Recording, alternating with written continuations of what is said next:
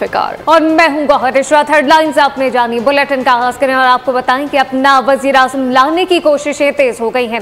नून league और peoples party ने राब्ते तेज कर दिया। आसिफ अली जरदारी और बिलावल भुट्टो आज चौधरी शुजात हुसैन से मुलाकात करेंगे। तो दूसरी जानिब मुस्लिम लीग नून के कायद नवाज शरीफ की क़यादत में लीगी रहनुमाओं की सरबराह काफ लीग से मुलाकात मनसूख हो चुकी है। ये मुलाकात कल होगी। आपको बता रहे हैं कि अपना वजीर आज़म लाने की कोशिश नून लीग और पीपल्स पार्टी ने राब्ते तेज कर दिए हैं। आसिफ जरदारी और बिलावल भुट्टो आज चौधरी शुजात हुसैन से मुलाकात करेंगे, जबकि दूसरी जानिब मुस्लिम लीग नून के कायद नवाज शरीफ की क़यादत में लीगी रहनुमाओं की सरबराह काफ लीग से मुलाकात मनसूख हो गई है।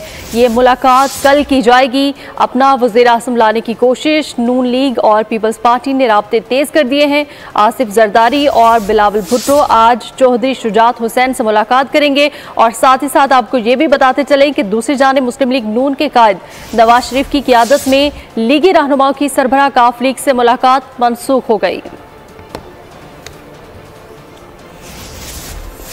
मुस्लिम लीग नून और पीपल्स